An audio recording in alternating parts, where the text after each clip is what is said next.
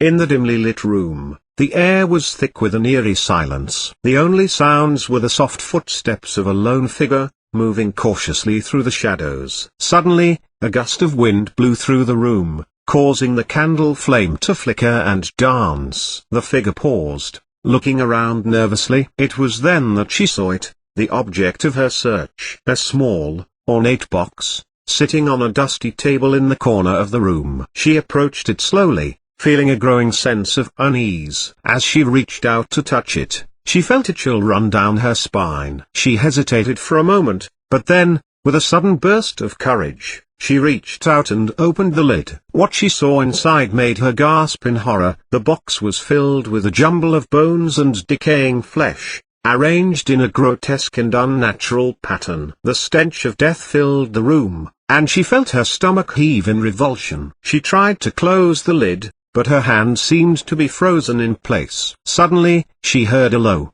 guttural growl coming from behind her. She turned around slowly, and her blood ran cold at the sight before her. A huge, hulking beast stood in the doorway, its eyes glowing with a malevolent light. It bared its teeth in a savage snarl, and she knew that she was in mortal danger. She tried to run, but her feet seemed to be rooted to the spot. The beast advanced slowly, each step sending tremors through the floorboards. It reached out with a massive paw, and she screamed as its claws ripped into her flesh. In that moment of agony, she knew that she was doomed. The beast would consume her, body and soul, leaving nothing behind but a memory of terror and pain. And as the darkness closed in around her, she knew that she would never escape its clutches. This was the fate of those who dared to enter the haunted house, the cursed mansion that had stood abandoned for centuries. No one knew what dark forces lurked within its walls, or what horrors awaited those who dared to cross its threshold. And so it remained,